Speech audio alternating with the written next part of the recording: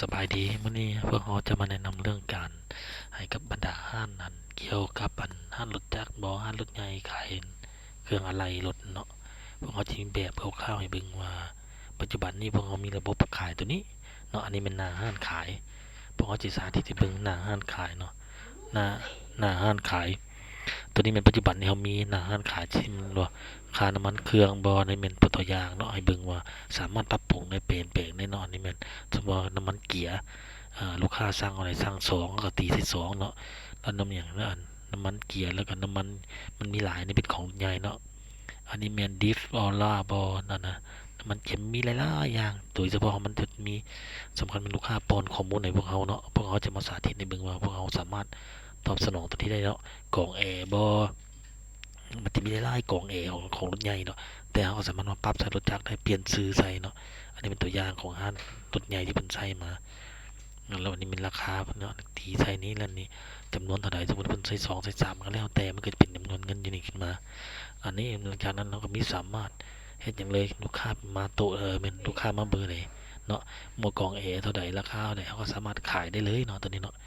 ขายให้กับมันลูกค้าได้เลยBYD วอลลุ่น BYD ทีเนาะราคาที่200,000ปลายนั่นแค่นั้นเป็นเงินเท่าไหร่เขาก็สามารถจ่ายเลยลูกค้ามาเนี่ยจ่ายตึ๊บปึ๊บนี่ตีไทย ตีใส่แล้วลูกค้าโอนเขาก็ใช้เงินโอนแล้วก็มีแต่รับเงินเลยจ่ายเงินรับโอนอันนี้วิธีหนึ่งเนาะอันนี้แมนพนักงานซื้ออย่างอะไรเนาะซื้อพนักงานครับเขาสามารถสร้างได้หลายอย่างอันนี้แมนส่วนลดเขาจะมีส่วนลดในลูกค้าเลยก็แล้วแต่ถ้ามีนโยบายเนาะเขาก็สามารถสร้างโปรโมชั่นส่วงคือว่าอ่าปีใหม่บ่ท้ายปีบ่เขาก็เฮ็ดได้เบิดเนาะอย่างเงี้ยพี่จะรับเงินอันนี้มันขั้นตอนต้องรับเงินไปมันก็มีบินปิ้นออกมาแต่ส่วนใหญ่ลูกค้าเป็นบ่บินเนาะ มีแต่เอาฮู้ราคาแล้วก็ไล่เงินให้ลูกค้าเลยเป็นเงินเท่าไหร่แล้วก็แล้วเนาะอันนี้มันตัวอย่างที่เว้าเฮ็ดหน้าตาให้เบิ่งซื่อเนาะเป็นเงินเท่าไหร่เนาะเบอร์โทรเจ้าของห้านเนาะซื้อห้านหยังแล้วก็เฮาบ่เซฟก็ได้แต่ว่าปิ้นออกมาเฮาเซฟเสร็จปุ๊บมันก็จะออกบิลตัวนั้นเนาะเฮาสมมุติเฮาเซฟปุ๊บมันนี่เซฟมามันก็จะมาขึ้นอยู่หน้าตามีบิลเลยนะว่ามันเป็นชื่อเท่าใดเนาะอันนี้มันมีนเบียน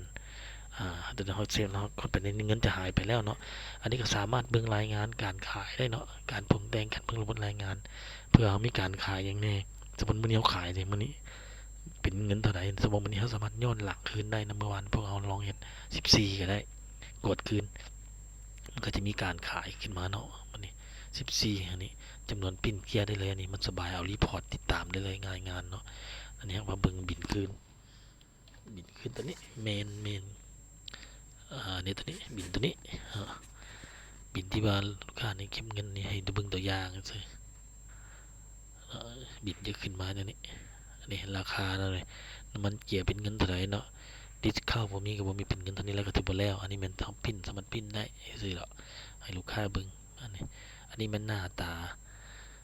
าของหน้าบ้านขายเปรมันนี่เขาจะมีระบบจัดการหลังบ้านเนาะจะว่าเริ่มเติมระบบจัดการหลังบ้านมันจะมีตัวเกี่ยวกับตัวนี้เขาจะเข้ามาตัวผู้จัดการนี้อันนี้มันหลังบ้านก็หมายว่าเขาสามารถเพิ่มเนาะวัตถุดิบของเขาใช้ได้เบิดเลยนี่มันระบบจัดการหลังบ้านของเขาอันนี้ผลิตภัณฑ์ทั้งเบิดที่ว่าเขามีที่ว่าเขาแอดเข้าเบิ่งในตัวอย่างเบิ่งว่านี่มีน้ำมันเกียร์เขาจะแก้ไขตัวใดก็ได้แต่อันนี้มันเครื่องอยู่ในมือเขาเนาะในสาวสามารถติดตามในราคาสามารถเปลี่ยนแปลงได้เลยสามารถเปลี่ยนแปลงอยู่ทางโทรศัพท์ก็ได้เนาะอัปเดตเปลี่ยนแปลงมันจะมีหลายๆอย่างอันนี้มันหน้าตาที่ว่านี่สามารถใส่ QR code ได้เลยถ้าลูกค้ามี QR code นะปิ้น QR code มาติดใส่แล้วสแกนสามารถสแกนได้เนาะอันนี้จ่ายอันนี้มันราคาต้นทุนจะซื้อใส่ก็ได้เนาะ อันนี้มันจำนวนเงินตัวนี้มันจะมีรายละเอียดเบิดเนาะอันนี้รับประกันส่วนเรามีรับประกันลูกค้าเขาเคยรับประกันได้แล้วก็บันทึกสร้างได้อันนี้เมียนหน้าตาของผลิตภัณฑ์เนาะที่เขาจะมีเนาะก็สามารถเบิ่งรายงานหลังบ้านได้เลยว่ามีการขายในรีพอร์ตการขายเนาะสิ้นสุดการขายของมื้อวานนี้มื้อนี้เขาก็สามารถเบิ่งได้เลยเนาะเบิ่งรายงานได้เลยอันนี้จะสบายแล้วก็สามารถมาวัตถุดิบเขาเหลือเขาใดบ่เนาะเขาจะจัดซื้อเพิ่มบ่ในใดอันนี้มันก็สบายลูกค้าก็สามารถ ออกไปทางนอกได้เบิดบ่ต้องนั่นหลายเนาะสามารถติดตามเรียลไทม์ได้สามารถเช็คเครื่องในสต็อกเขาได้เลยบ่ต้องมานับมีแต่มาเบิ่งตัวจริงเลยว่าได้ขายเดี๋ยวมาเบิ่งคืนได้ขายได้สามารถกดการ์ดได้เบิดมันจะมีรายละเอียดทั้งเบิดนี่สามารถลูกค้าบ่ว่าจะซื้อยังมีหลายๆอย่างที่ว่าลูกค้าต้องได้